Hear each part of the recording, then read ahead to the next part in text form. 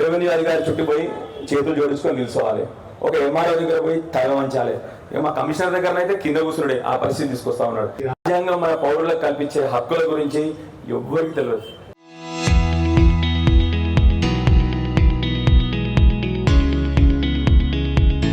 ఎందుకంటే రోజు చూస్తా బట్టిని ఒకసారి రెవెన్యూ అధికారి చుట్టూ పోయి చేతులు జోడించుకొని నిల్చోవాలి.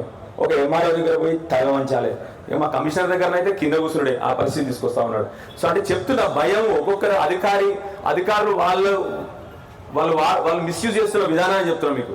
అదేవిధంగా అందుకో మీరు చెప్తున్నా ప్రజలకు సామాన్యులకు వాళ్ళ హక్కుల గురించి చెప్తే సామాన్యులు వాళ్ళ హక్కుల్ని భయపడకుండా ధైర్యంగా నెరవేర్చుకుంటారు. అందుకొరకే అంబేద్కర్ గారికి ఆ కాలంలో తెలిసి ఇవన్నీ కష్టకాలం రాబోతుందని, అందుకొరకే ఆ కాలంలోనే వారు ఇవన్నీ రచించిపోయినరు.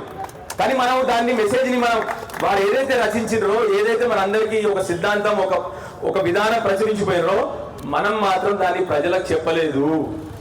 ఎందుకు చెప్పలేదో చెప్తా. కొందరు నాయకులు అప్పట్లో అన్ని ప్రజలకు తెలిస్తే మన నాయకత్వం పోతుందని నాయకులు చెప్పలేదు. నిజంగా చెప్తా ఉన్న విషయం, నాయకులు బాగా హుషారు ఉండే అప్పటి నుంచి కూడా. ప్రజలకు అన్ని తెలిస్తే వాళ్ళ హక్కులు నాయకుల పని అయితే ఏముండదు, ఇంట్లో కూర్చోవాలి.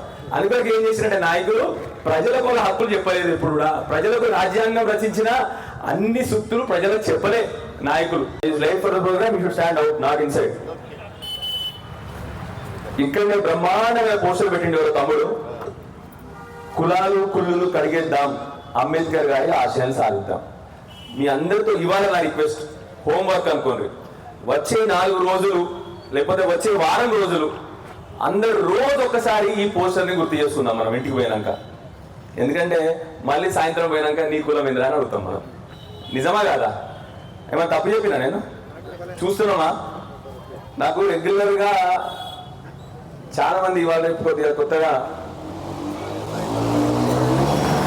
మన దేశం మన రాష్ట్రం అని మాట్లాడతారు. మనం గురజాడ అప్పారావు గారు ఒక మాట అన్నారు, దేశం అంటే మట్టి కాదు, దేశం అంటే మనుషులు అని అన్నారు. పక్కనున్న మనిషిని గౌరవించడం మనం ఇక దేశం కోసం మన కాన్స్టిట్యున్సీ కోసం కానీ మన రాష్ట్రం కోసం ఏం చేస్తాం మనం? సో మీ అందరితో కోరిక, అంబేద్కర్ గారి నిజమైన ఆశయాలు నెరవేరుద్దామా, బట్టిగా మైక్లో మాట్లాడదామా?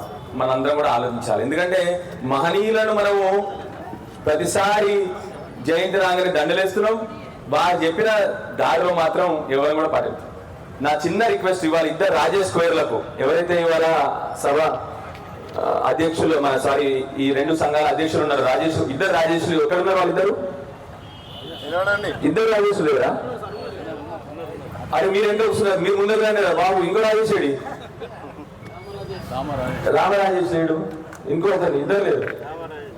అయ్యో సరే రండి.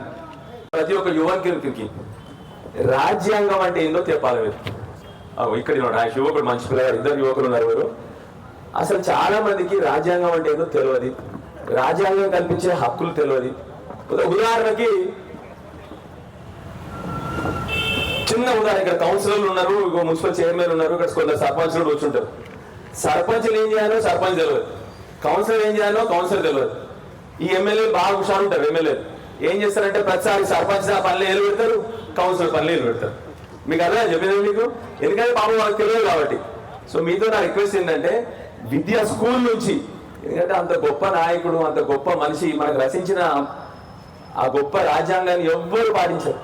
సో మీతో నా రిక్వెస్ట్ ఏంటంటే రాజ్యాంగంలో ఉన్న బేసిక్స్, నేను అంత చెప్పడం మీకు కష్టము, అది నేర్చుకోవడం కూడా వాళ్ళ కష్టం పిల్లలు. కాబట్టి రాజ్యాంగంలో మామూలుగా ఒక సామాన్యునికి రాజ్యాంగం కల్పించే హక్కు ఏంది అని దయచేసి మీరు ఇప్పుడు 1 year 2 years ఉంటారు, మీరు 1 year